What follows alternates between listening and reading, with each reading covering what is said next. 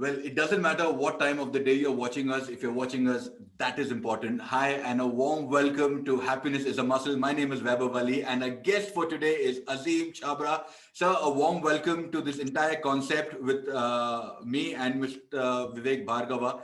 So let me quickly introduce Thank to you. you. Yeah. Thank Thank you.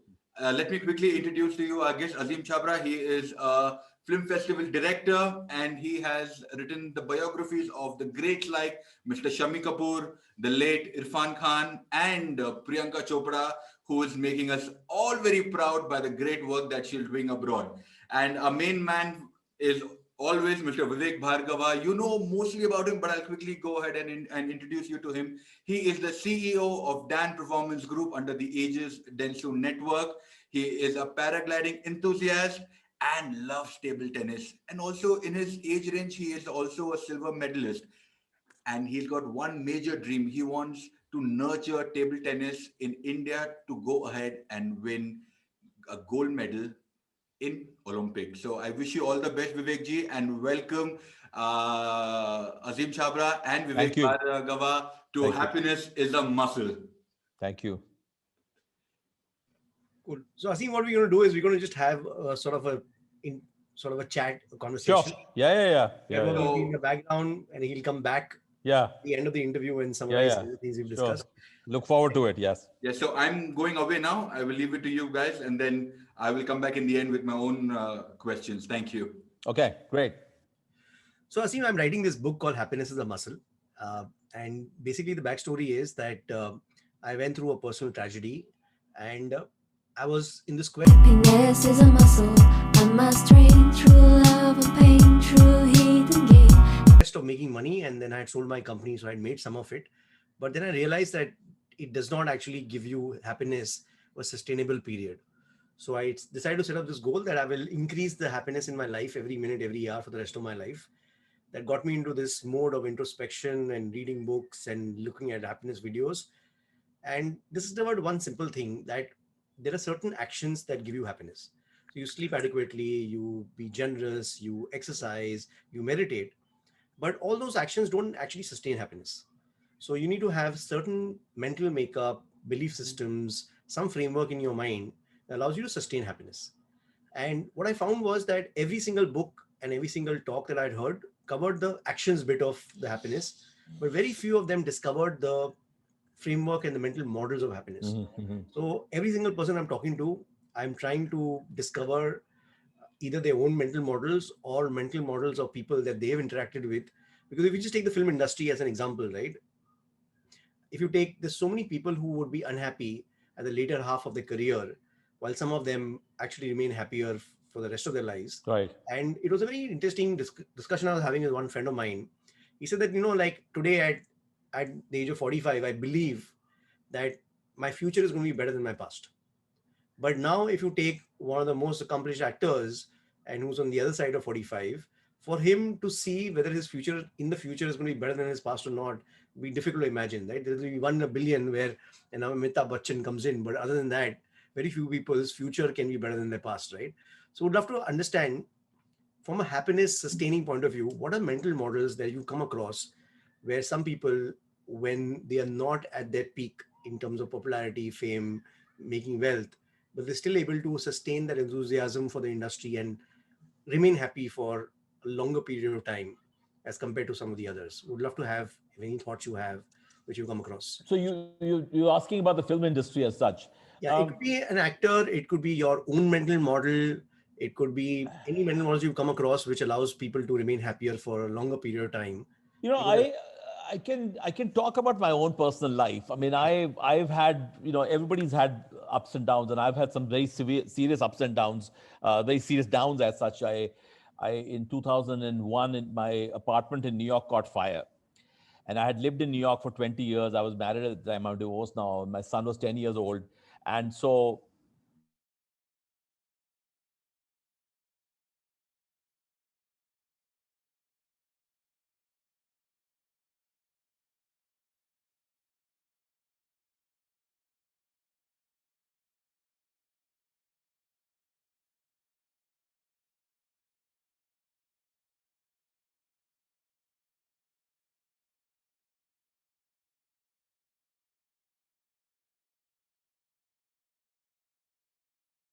reach a point where I'm very satisfied with what I'm doing. I mean, I've written 3 books. I used to be a journalist. I now sometimes write columns, etc. I program film festivals. Non-pandemic time, I would travel a lot through the year, going to various film festivals. I would start the year in February, go to the Berlin Film Festival. Then in the summer, I would go back to New York because I program the film festival in New York myself. Then I would go to Toronto in the fall. Around this time, usually I would go to the festival in Macau in December. I've been going there before that. Actually, this last week in November, Goa, there's a film festival there. There's also a film market, a film bazaar in Goa, which is held. I mean, this year everything is shut down. And while it was work for me, going to these film festivals and seeking films and watching films, I enjoyed that. I enjoyed that experience. And so what I'm talking about is that this is, yes, I mean, I was able to somehow either festivals, sometimes fly you, sometimes they offer you free hotel, something. So it was never that I was spending all the money out of my pocket. Sometimes I would spend my own money also to buy my tickets.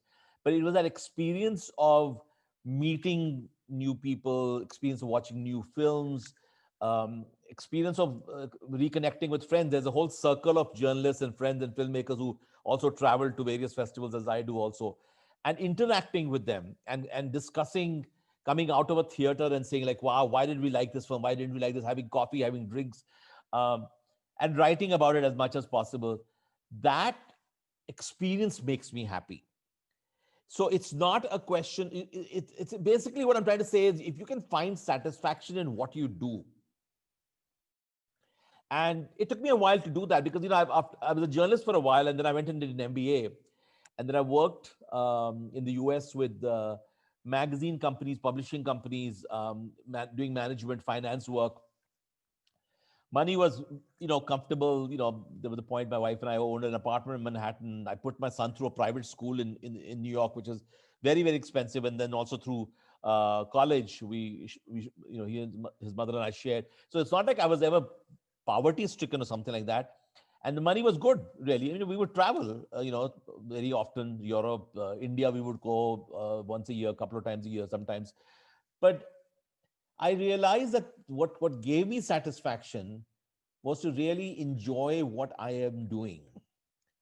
And I've reached, it took me a while, and this has been in the last 10 plus years, I became a festival director of the New York Indian Film Festival, where I select films. I spend the year watching films at various festivals. I bring them to New York. If we have our budgets allowing, we bring some filmmakers, we have conversations with them. We share the films with the audience. That gives me a lot of satisfaction. That I get very excited when I'm able to say, look, come and watch this film. I mean, it's like telling somebody, a friend, come and read this book. This book is very good. And somebody else reads it, loves it. That gives me a lot of satisfaction. And that cannot be quantified in terms of finance. Yeah, I need some money in any case to survive and live and pay my bills and eat and, live fairly comfortably. I think if you are able to find that kind of a balance in life, and I had to work towards that, because it's not like there was ever a point that I didn't have anything coming my way, but I had to develop, and I had to sort of go in the direction where my own personal interests were people ask you, what is your hobby? I've made my hobby my work. And that's what makes me happy. So it's a very interesting saying by Picasso. He says that I am most relaxed when I'm painting. Yeah. It is when I'm not painting that makes me stressed. Yeah. and tired. So, yeah.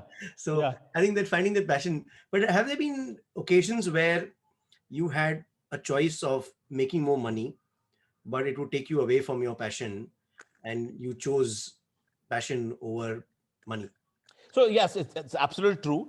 The years I worked in, so I got my MBA degree in 1988 from Boston University. Before that, I had a master's in journalism also in the US. And, and through the 90s, I started working, as I said, I was working in media companies. I worked with music companies. And then I joined Reader's Digest as a management, in management capacity. So a lot of publishing houses I worked with. there also came a time in the late 1990s, early 2000s, when the publishing industry was going through a lot of ups and downs. And I got laid off a few times. But I would get laid off, and then, very soon after, something would come my way. I mean, what happens is when you worked in that industry for long enough and you have good relationships, somebody finds you somebody, because people move around in the industry also. It was in 2009. I had been working as a consultant with Reader's Digest, and I was working consultant with Condé Nast Magazine Group also before that. I think I came to a realization that as long as I can be a freelancer, I will much rather prefer that. And just towards the end of 2009, that I stopped looking for full-time jobs in the publishing field, in the field where I could get a decent six-figure salary. I'm talking about in US dollars, not a huge. I'm not talking about $500,000, but a decent amount to live in Manhattan, for instance. The moment I actually decided to become a freelancer, my salary was cut by 50%. I was used to getting paid, when you're working full time, you get paid every 2 weeks, for instance. You get benefits, you get vacations. Today is Thursday in America. It's a very big holiday called Thanksgiving, and so there's a long Thanksgiving weekend. Thursday, most companies are closed on Thursday, Friday, Saturday, Sundays, of course, you're off. So that experience of having time off, vacations, holidays, that's gone out of the window. I work when I want to work. I was up till 2:30 last night. I had to write a column. I wrote that. I work on Saturdays, Sundays. The idea of weekends doesn't exist for me anymore. And as I said, I mean, I'm making less than 50% of what I was making at one point. But I love what I'm doing. And I've also realized that, in this process, in the circles I move around in, whether it's, I'm sort of the outskirts of the film industry. I mean, I'm not a part of film industry, but I write about films. People know me and people appreciate me for what I do. I deal with actors and directors who make huge amounts of money. They command crores and crores for every film of theirs or something like that. That's what gives them happiness. It gives them happiness to be in front of the camera and act. And of course, they get compensated very well. I get a lot less than what they make. But money would give me happiness. I'm not denying that. If I get some more money, I would definitely be happier. But this is fine. I'm in my early 60s now. I'm nowhere near retirement. I mean, my health is fine, and I just when you work on your own, you continue as long as you can. I think it also has to do with I've thought about it often because my friends say that I have a very sort of a healthy spirit kind of a thing. I think it has to do with it's a genetic thing. It's what you're inborn with. I love being with friends. I love going out to restaurants. I love going out to bars with friends. I love hanging out with people. And the whole pandemic has completely destroyed that scenario. So I don't worry about. I worry about things. It's not like I don't worry about things, but I think I find some positive way of overcoming that worry then. So in fact, what you said about genetics is a very apt example. So one of the research has shown that a lot of happiness of a person depends on genetics. Almost 50% of it is genetic. 40% of it is the mindset, which is what we're working on right now through the book. And 10% is external circumstances. So a lot of people think that the circumstances they are in today will decide how happy they are, but that actually is only 10% of the thing. 40% is mindset and 50% is genetic. So if you've been unlucky in a genetic pool, then you have to work a lot harder on that 40% if you want to be happy. So it's a tough thing. And about money, I think the thing is that all of us would be happier if we had more money. But they say that, purchase parity basis, about $75,000 a year is where your money-based linear relationship maxes out. So after that, the more money you make, your happiness's linear relationship with it reduces significantly. So when you went from 40,000 to 80,000, you'll be almost doubly as happy. But when you went from 80 to 160, you probably will be 20% happier. So Well, I've made more than $100,000 for many years in the US, um, and but even when I've made less, and I make a lot less now, it's what do you want to do with your money? I like I have some savings, not a lot. I'm going to count on what I'm really counting on is in the US we have this thing called Social Security, which the government pays you. So, I'm an OCI card holder. I can live in India as long as I want to, etc. People used to ask me, where do I want to retire? I think I will, when I get old, I probably will live in, yeah, but my social security is going to go a long way when I convert that into Indian rupees. Um, I think I inherited genetically, I inherited some sort of a positive way of looking at life through my father, although I remember my dad went through much struggle also. So I'm not sure where it all came from. Maybe from my mother. She's a very calm person, very, very calm. She never let her mood swings go up and down. Um, but I think the most important thing to me has come, over the years, and I've been working since my early 20s. So like the last 40 years, I've been working, I would say 35, 40 years. Um, I am probably at my happiest best. I wrote an article last night, a column. This India has sent a Malayalam film called Jallikattu for the Oscars, and I was questioning that because there's another film called The Disciple, a Marathi film that went to various film festivals. So I questioned the choice, and I wrote an article, and it's out. It was out by 10 o'clock this morning. It was posted online, and it's I posted on my social media on Facebook and Twitter and Instagram. I post my articles, and people have been reacting, and the people are reading the article. You have no idea how much satisfaction that gives me. I mean, I'm not saying I'm self-centered or something like that. That article is not going to get me a lot of money. Journalists don't get paid anything, 10,000, 15,000 rupees max per article. You have to continue writing to live. But the satisfaction I'm getting right now of having, and I was up till 2:30 finishing it because in between I was doing other stuff also. But I think I found an argument to put on the piece of paper on my laptop and then sending it overnight, and the satisfaction that people are agreeing with my argument. I'm very satisfied. I'm very happy. I'm not complaining at all. And as I said, this article is not going to get me a lot of money, hardly anything at all. But having said that, it's giving me a high right now. So one thing I'll be curious about is that I have this chapter in my book. We talk about something called trust, where my philosophy is I trust everyone. Now, I would love to have your unique perspective, because if I would look at it from an outsider, film industry would not be one of the places where I would expect everybody to trust everyone. And do you have any views on it, or as an insider, still there is a inherent trust in most people, but we think that it's competition or whatever XYZ.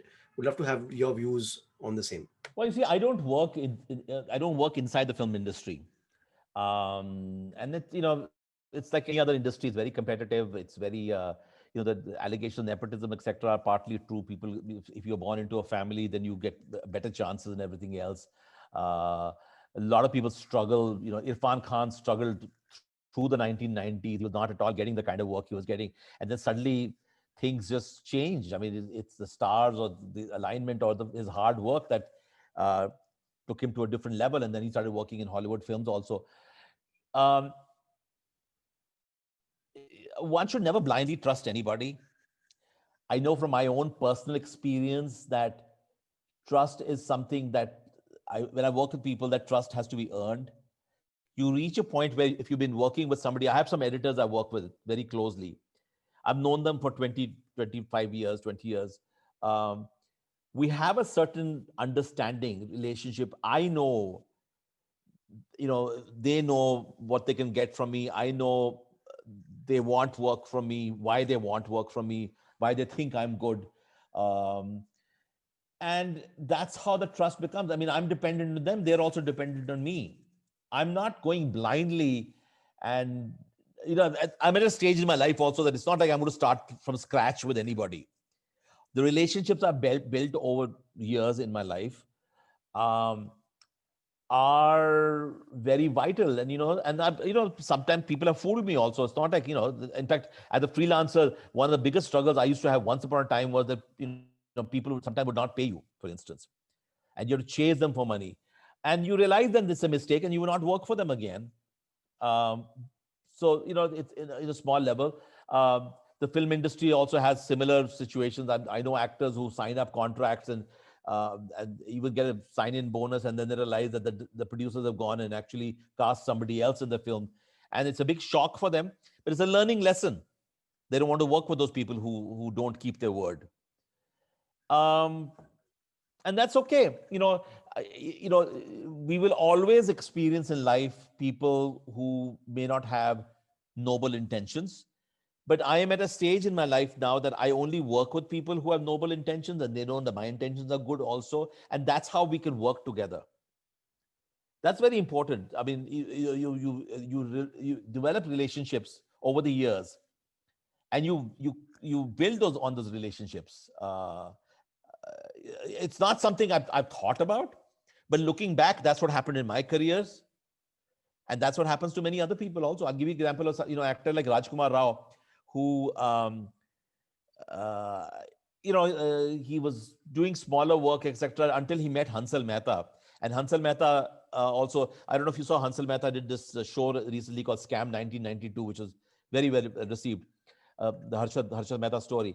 So Hansal Mehta himself was going through ups and downs in his life, and I think he met at some stage through casting agent. He met Rajkumar Rao. They made a film called Shahid, which won national awards, etc.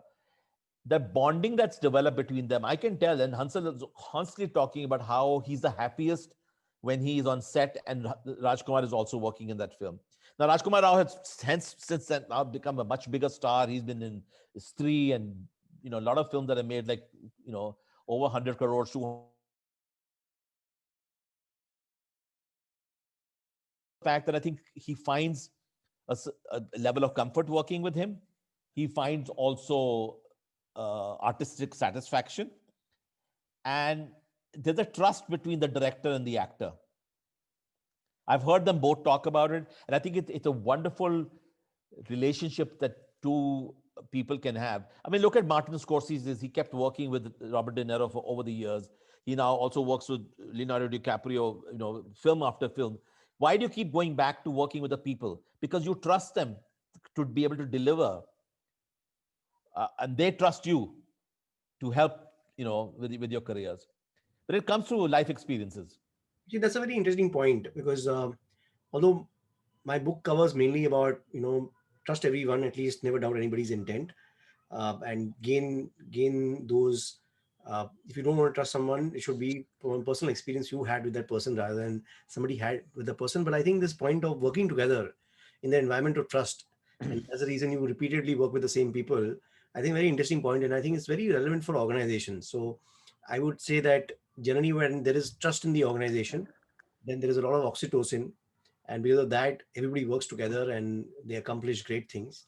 But if there is this fear, suspicion, some kind of lack of trust, then there is a lot of cortisol in the organization, the chemical which is of suspiciousness, and something is happening, and then that creates this feeling of always this feeling of suspicion, what the person's intent is, and those organizations actually don't succeed as much as the first ones. In fact, they say that one of the beliefs I have is that happiness brings you success.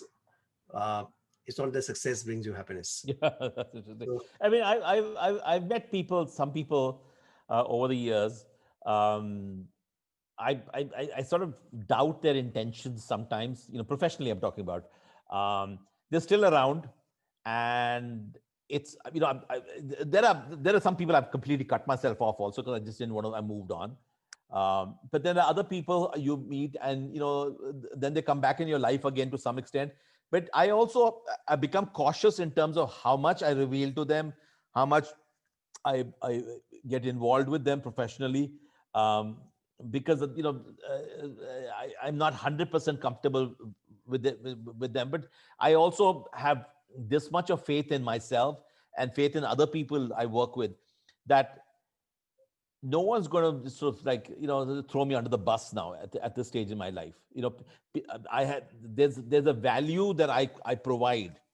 I'm working with the film festival in New York these days, in India, which is going to be in December, um, with somebody I've known for quite a lot of time. She used to live in New York and now she lives here.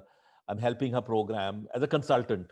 Um, and I know that I've been able to deliver what she wanted. I mean, she values my experiences that she doesn't have, my knowledge that she doesn't have.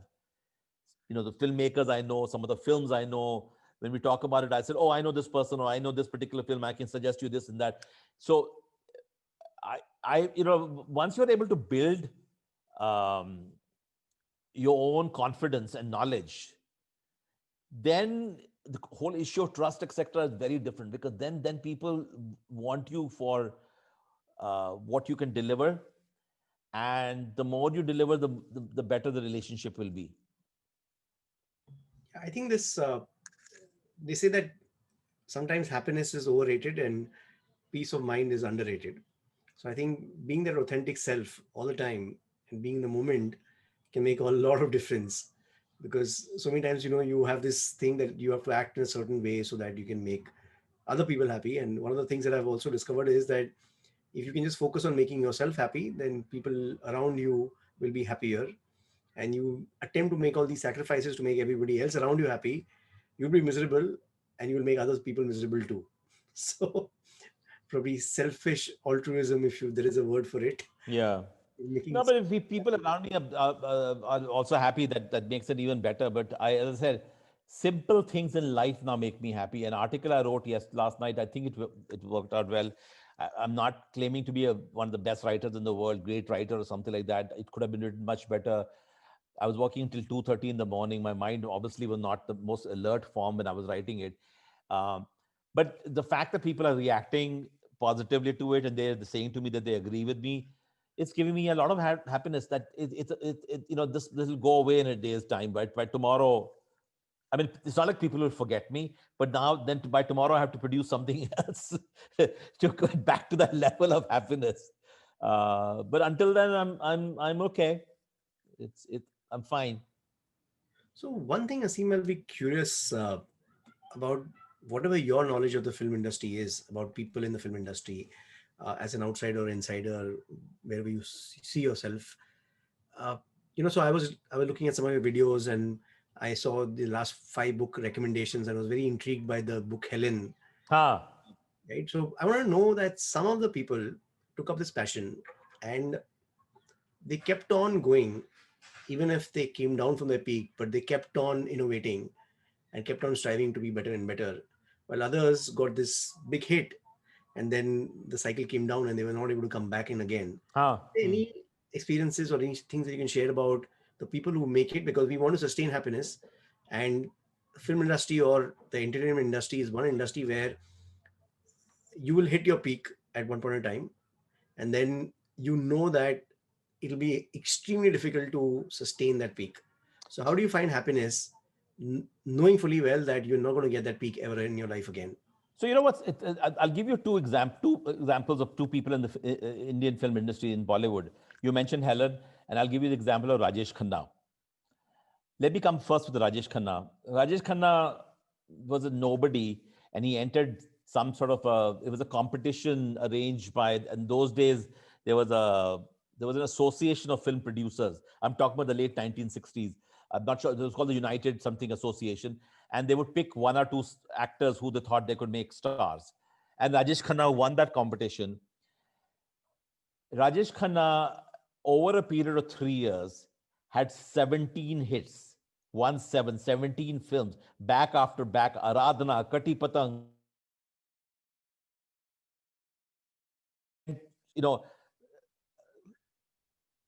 Oh, I can't hear you. Yeah, we lost the video for a few seconds, Asim. So it said that he had 17 hits. Yeah. Katti Patang, and then we lost Yeah. you. So Rajesh Khanna had 17 hits from the late, I would say from 1968, 69 to 70, 71. There's a 3-year period. And a lot of these films we all remember or we've heard of them. I mean, I mentioned Aradhna, mentioned Katti Patang, I mentioned Aan Milo Sajna, Amar Prem, Apna Desh, each after like solid hits.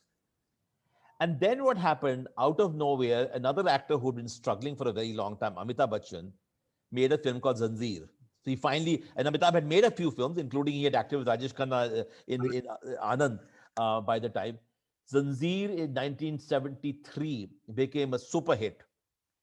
And people found something, and producers and writers, Salim Javed found something in Amitabh's persona, the way he delivered his dialogues, that they built this character. And then, soon after that, Amitabh was in a huge role. And while Amitabh was in a huge role, Rajesh Khanna's career went down, completely collapsed. Rajesh Khanna literally lasted 3 years. Throughout the 70s, late 70s and 80s, until 90s also, Rajesh Khanna kept acting. And he gave up then and became a politician. Then he came back, he kept acting. He was not getting any work at all. But he was never the number one as he was for the brief period of time. And Rajesh Khanna, if you look at his personal life, the little that I know, really his own personal life went through really downhill. Marriage ended, relationships ended, he started drinking a lot, health issues, etc., because he could not face that sudden failure after such a sudden rise. He just couldn't accept it. Amitabh had a consistent career through the 1970s, 1980s, 1990s also. Even when Amitabh's career went down, and there was the point when Amitabh's films were flopping, business-wise, he was not doing very well. He went back to Yash. He and his brother had some business interests, and that wasn't going very well. He went back to Yash Chopra and said, "Can you please give me work? I'm broke, really." And was able to reinvent himself. So I was giving you Rajesh Khanna's example, but the other example, you mentioned Helen, and I think Helen's example is very interesting. I think very clear from the beginning. Helen, she was very young. She was younger than 20 when she started doing this dancing, etc. It was always known that Helen had only one skill. She was a brilliant dancer. She could move her body very well. She could do these very sexy moves, which became these cabaret dancing. Helen was never an actress. I mean, even the few times she was given roles where she had to, and she would often get dialogues to deliver, etc., it was never very impressive. But Helen consistently kept doing what she was very good at, just the dancing. And until finally age is what she couldn't compete with, really, basically. She reached a stage in her life that obviously she couldn't dance like what she used to when she was in her 20s. And then also, she eventually got married to Salim Khan. But I'm pretty sure Helen accepted, this is what I'm good at, this is what I'm going to do. And I'm sure she was not starving. She was getting paid. She was a huge demand. Every film had a Helen cabaret. I mean, there were other actresses who came. Bindu came before that. There was a Coco, but Helen was number one in those cabarets. And then the film industry also changed. They didn't demand those kind of cabarets. Also, by which time Helen had gotten old. Also, I think the example of Helen and Rajesh Khanna are two because you cannot blame Rajesh Khanna, because what the kind of success Rajesh Khanna had for the 3-year period is unheard of. It's almost unnatural.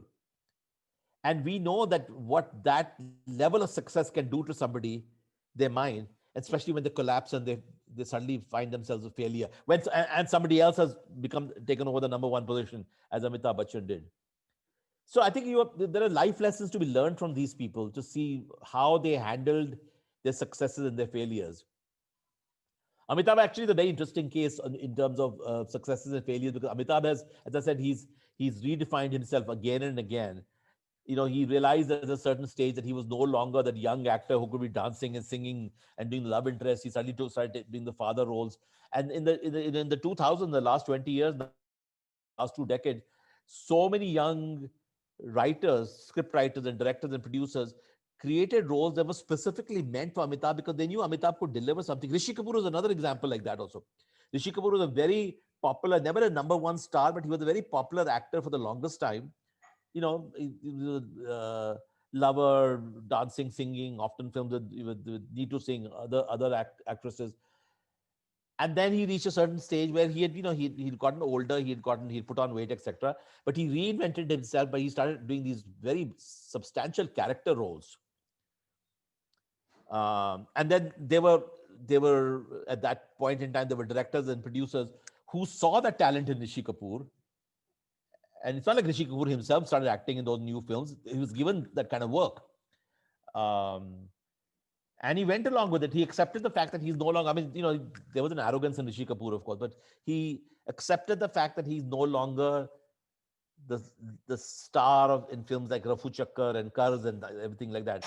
But even as a father in Kapoor and Sons, or like a villain he played in Agnipath, he was very good. Well, this I've seen that I think regardless of profession you are in, you have to reinvent yourself all the time, right? If I just look at my entrepreneurship journey, I have gone 10, 15 years where I didn't take a single holiday. I probably worked 18 hours a day. And now I'm doing a second stint where I'm working on an endeavor, but it is not the 18 hours of work anymore. It is doing things that I think I can do and very few other people can, which could be raising capital or deciding where the company should head in the next 10 years or what the problem that we should solve, etc. So I think if we don't reinvent ourselves and do exactly what we did in the past, where hard work and sheer lack of any other interest got me where I am, today I have this concept called learnability, where I learn new things, and the more and more new things I learn, the better I become in my primary core objective that I have. So one of the things I would love to ask you about, even in your writing and as an author, as a columnist, having different interests in, do you like, whether it's reading new books or learning new things, does that make you a better writer? Is that so? Is learning new things, do the dots connect in your life? And any experiences you can share where you've learned some random things and suddenly it's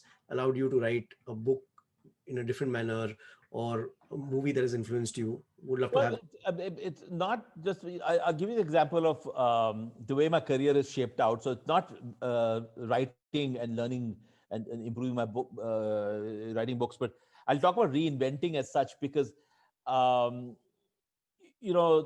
the 1990s and early 2000s, I had full-time jobs and very demanding jobs. And, for a while I was married, and, I had a young child, and, having a young child itself can be very demanding also. But I had reached a certain stage where I wanted more. And I was just telling some friends about this, the woman who I know who lives part of the year in California because her family's in part. She's a film producer, Pooja Kohli. Did you see the show called Delhi Crime? I saw it.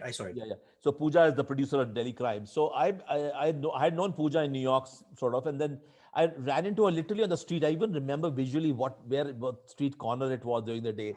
And we said, Pooja, I want to do something else, because I'm doing some writing, I'm doing journalism, and I have a full-time job, of course, but I want to do something more exciting.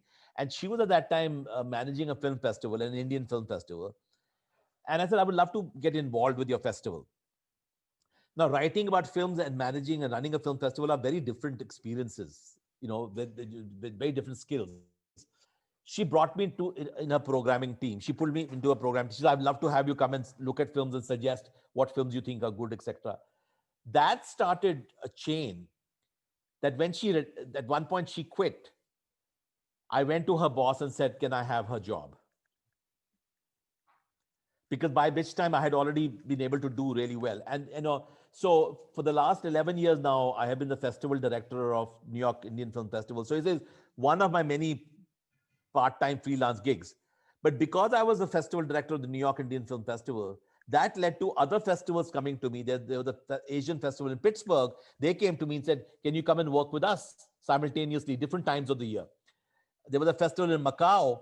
They wanted somebody to help them program Indian film. They asked me to join them. Somebody wanted to start a festival in Malta, of all the places. That only lasted 1 year.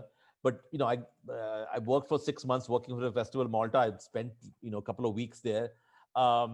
Because of the skills you get, people hear about you because you've done something very good. So I was able to sort of reinventing is the right word. I was able to, um, there was some knowledge I already had from my previous work as a writer, journalist, but I learned something more, and that helped me get to a different level. Now, now looking back, I can say exactly what I did. When I met Pooja Kohli, I didn't exactly visualize this journey that I would be able to take. It happened. It happened organically. As I said earlier, along the way you meet people who respect you for your skills. They trust you, you trust them, and they help you build your career as long as they also build each themselves.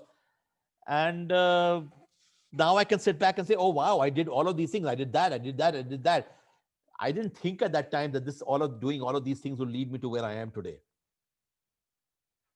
So actually, I think this is one of the things about learnability for me also, right? I don't say no to anything.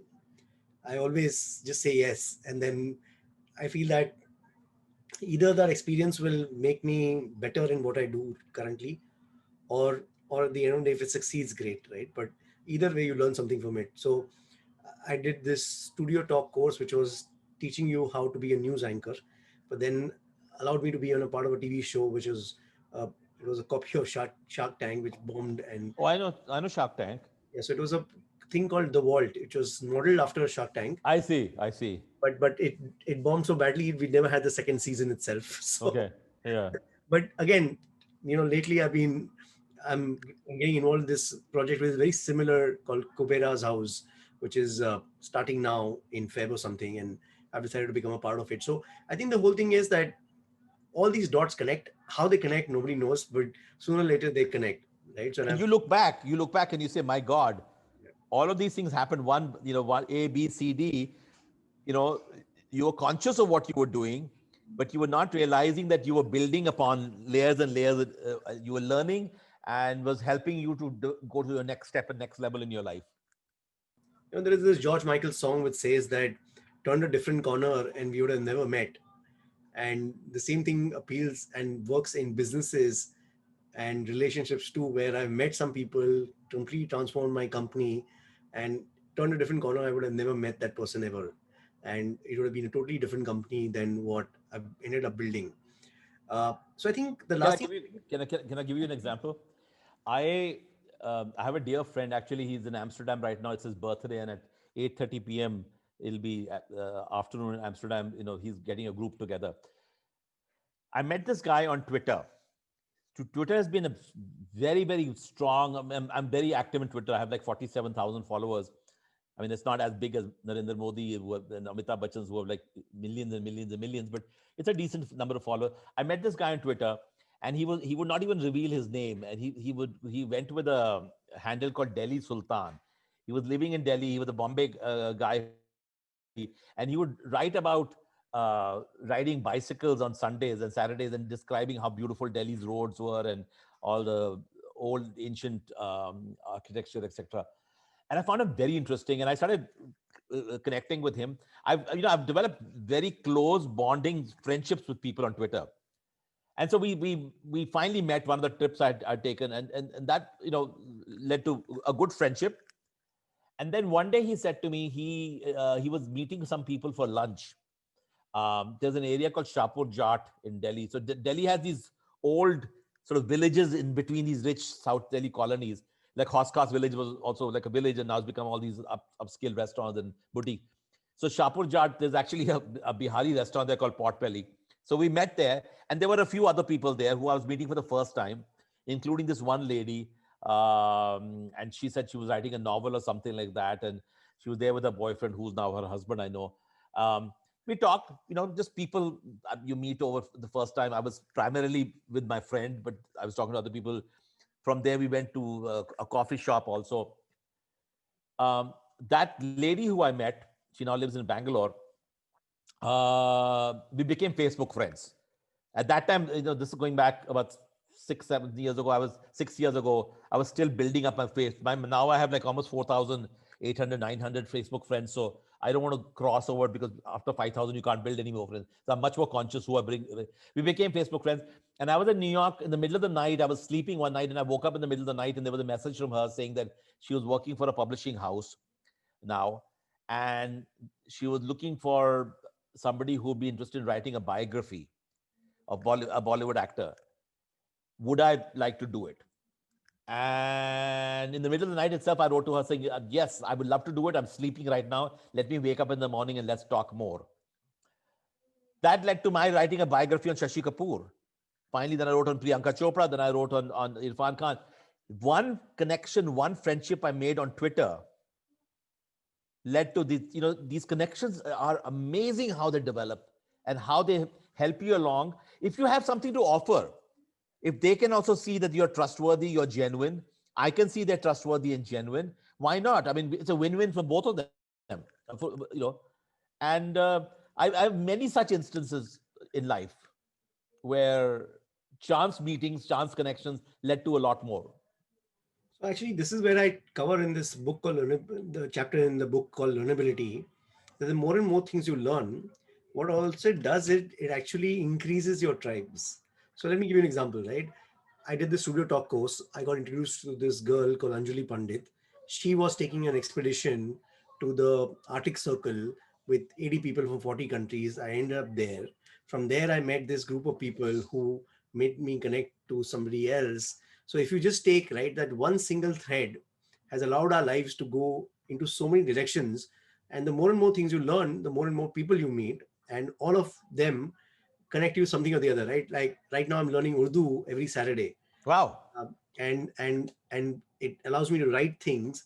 And the more I write, the more clarity I get in my mind about certain concepts.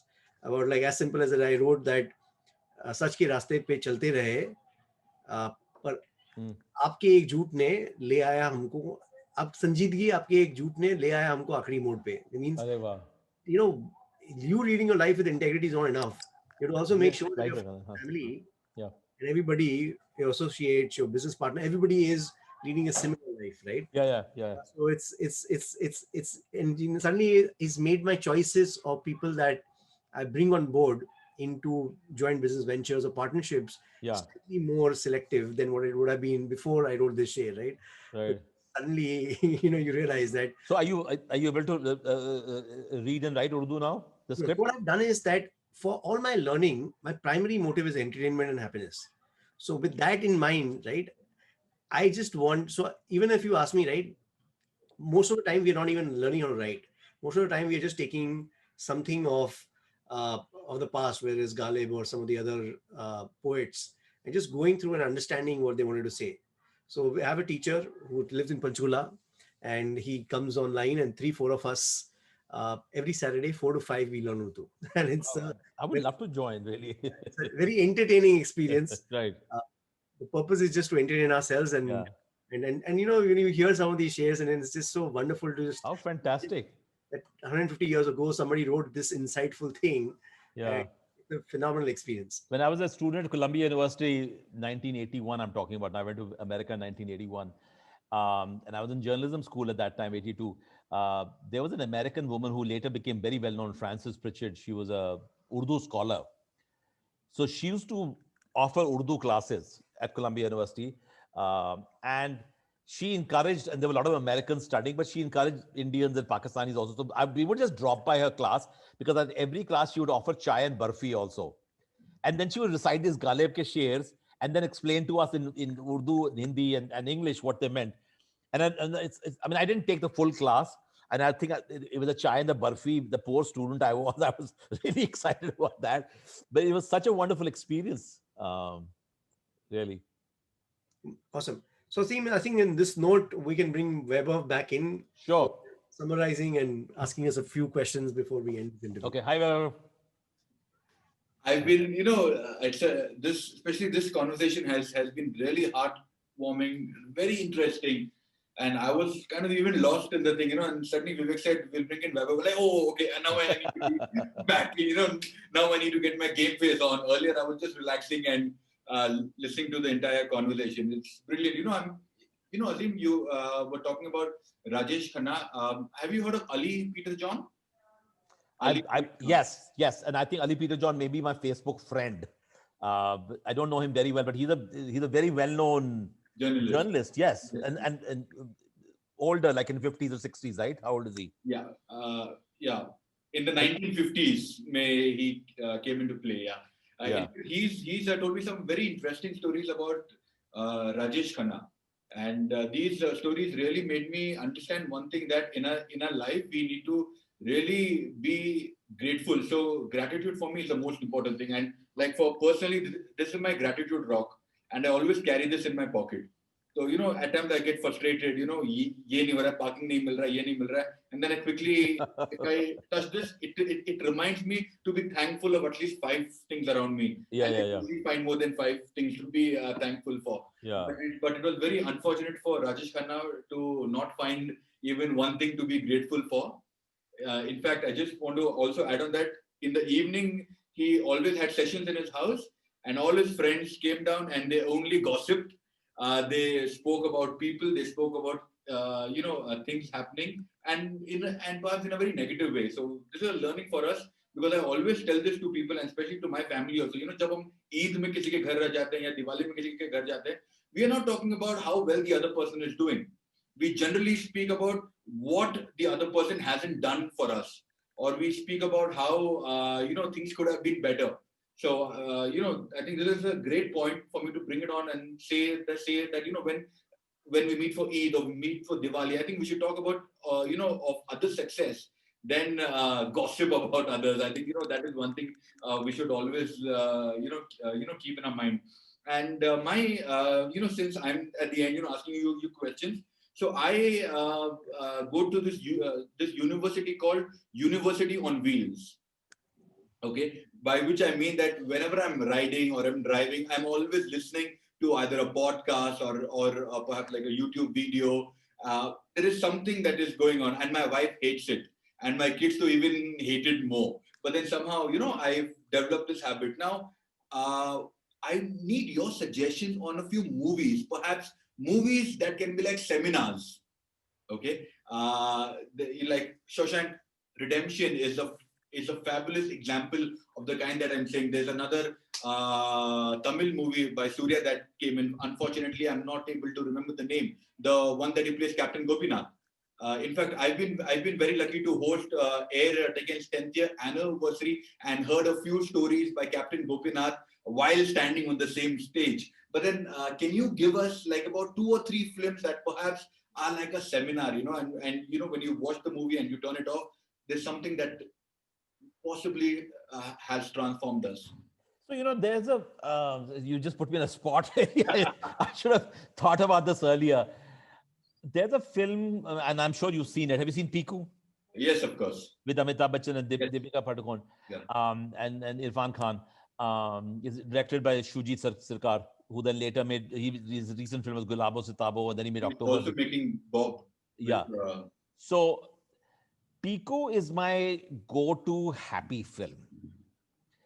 It's not like I've watched it. I mean, I've seen Piku like maybe 5, 6 or 7 times, including the fact that I was writing the book on Irfan Khan, so I had to see the film again and again to get some scenes, etc. And then I was in Goa last year at the Goa Film Festival, and there was actually nothing to do in the afternoon, and there was a screening of Piku on the big screen, and I went to watch it. I find Piku a very interesting, and I have to think. I've thought about why I like the film. It's a kind of it's a rare film where you have very diverse characters. Of course, you have a father and daughter, and they have they care for each other, love each other, and they drive each other nuts. I mean, the father really drives the daughter nuts, but she also later says toward the end, she says that, when parents become young, they become your children, you have to take care of them, kind of a thing. And here you have a man who has known this woman from business point of view, because she used to rent his cabs from his company. And, she's always complaining about the driver, that no driver wants to work with her. So he finally ends up going with the family. And he has this look on his face like, why the hell I am with this people. He often looks at her and says, my God, I can't believe you live. This is your father you live with. But what Piku does is that despite all the ups and downs and Amitabh Bachchan driving everybody nuts, there's a certain understanding and respect that develops between all of them, including Amitabh Bachchan's character, because he starts to trust actually the Rana character played by Irfan. And to the extent that toward the end, when Rana wants to leave, Amitabh is like, "You're going right now? Why are you leaving right now?" And then there's some problem with the water pump, and they think that Rana will fix it. He's not even an engineer or something or a technician, but they think that he'll fix it. Um, that bonding and relationship and understanding between people, if you start from the beginning of the film, I mean, Rana has this thing like, why the hell do I need to take this job? None of his employees want to go, so he has to, because he can't say no. It's a business contact. To the extent that at the end, obviously, he and Deepika Padukone feel something for each other. They care for each other. We don't know how much in love they are, but the film actually ends with them playing badminton. They become very good friends. And I thought that there's something really beautiful about how you develop a friendship and you start to respect somebody and they start to respect you also, because of the journey you've been through. And in the journey, you learned so much. You got upset at each other, you fought. There was a third man, the older man who dies. And how that journey then finally takes you through the process where you start to care for each other. I totally agree with you. That itself is like, you get to experience various ways of relationship. Now, Yes. Vivekji, my question to you is, Vivekji, my question to you is that, I think when I was 23 years old, I actually wanted to buy a car, and then I realized, okay, what way can I do? So I started manifesting a car in my head. So I said, okay, let me get ready for a car. So what I did was I basically just started collecting songs. कि मैं car खरीदूंगा तो I'm going to have this plugged in and I'm going to drive on MG Road in Bangalore. कि मैं ये गाना सुन के मैं drive करूंगा. And then I realized so I put in 3 folders. One was happy song, one was sad song, and one was motivational songs. Right? Now the folder with the sad songs was the biggest, because the kind of sad songs that were there, and I wasn't a sad guy then, or perhaps even now. But then those sad songs are even more interesting even now for some reason. But then I want to ask you that which are your go-to songs for you to feel motivated or for you to change your state very, very instantly, Vivekji? Yeah, so I think one of the songs that has always motivated me was this song called "Eye of the Tiger," which is eternal, right? So it's like you almost imagine yourself that Rocky and you're stairs and jumping at the end of that journey. But for me, I think the songs, the way they work is that actually the song actually puts me in that time period with a set of friends or that phase of my life when I listen to that the most. So the song may be completely irrelevant on the face of it. So I should listen to this song called "Pump Up the Jam," which is like keep the party going. Now, my college friends, and one of my college friends was this guy called Arjun Bhandari, who would just be crazy about this song. So we would sit in his small Maruti 800 gray colored car, and he would just pump up the jam, right? So now I always go back to that life of my friends in college when I listen to the song, or at certain friends, I should listen to Jethro Tull, like songs like Teacher, etc. Or for me, ghazals also, like Jagjit Singh or some of the Sufi songs, etc. So I have a lot of different songs. In fact, right now, I don't know, I've become crazy about this song called Jerusalem, if you've heard of it. It's an African song which has suddenly got popular and it's got about 250 or 300 million views on YouTube. So it's the next, one of those viral songs, but it's a very, very catchy song. You listen to it. It is definitely extremely, motivating in a way. It definitely puts you in that happy mood. But I feel that, if you live in the moment, then regardless of what you're doing, you can actually be happy. Most of our happiness comes from living in the past or living in the future. And sometimes what happens is that you can remember the happy moments that song or that thing brought you. Then you go back to the happy moments. It's very rarely that you'll have a memory which even if it's a sad memory in a nutshell, that okay, it's a memory with somebody who's passed away, but it will still bring you in a happy mood because then you appreciate the time you spend with that person, right? So for me, I feel that for me, songs are always to do with a time of my life rather than what the song is. Means nobody can imagine like Pump Up the Jam is a song that would Yeah. sing, but that's how it is, right? So that's that, my that is so true how songs take you. And there were a time we all used to have iPods, for instance. Now, and I lived in New York, and we would travel in subways, and I would have the iPod in my, and I would always put it in a shuffle mode. So I had no idea which is the next song going to come. And when it would come, it would immediately take me to a different time period, whether I was in college in India, whether it was a school, or whether it was like last week or something like that. I'll give you an example of a song, and Vaibhav, you did ask me this question, but there's a song by Eurythmics called "Sweet Dreams Are Made of This," and I remember I was in Los Angeles. I lived in California for 2 years. During the day, I had to go someplace, and there were no CDs. This is like in the late 80s. On the radio, suddenly "Sweet Dreams" started coming, and I got so excited that I actually stopped the car. I remember I had to meet somebody. So I had to meet somebody at 2:30 in the afternoon. It was probably like 2:10 or something. So I had go 20 minutes or something like that. And I was pretty close to where I had to go. I stopped the car without focusing on whether I should turn left or right or something like that. I just parked on the side and I let the song play for 3-4 minutes. And it just, it was really about living in that moment, because I knew I was going to go have a meeting with somebody. It wasn't going to be a very difficult meeting. I can't remember who I was meeting. What had happened to me during the day, in the morning or something like that, whatever it was.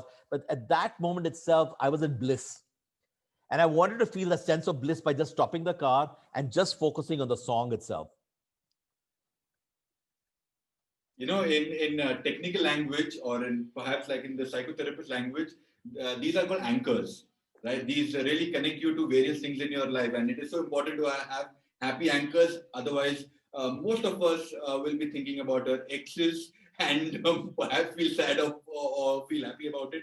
On that note, I want to thank both of you for taking out time and Thank you. being a part of this. As I said earlier, this was a very heartwarming conversation, and love each and every bit of it. Vivekji, thank you for coming up with this concept. Happiness is a muscle. We all are waiting for the book. So please make sure that you subscribe and like the channel. I keep telling you this always.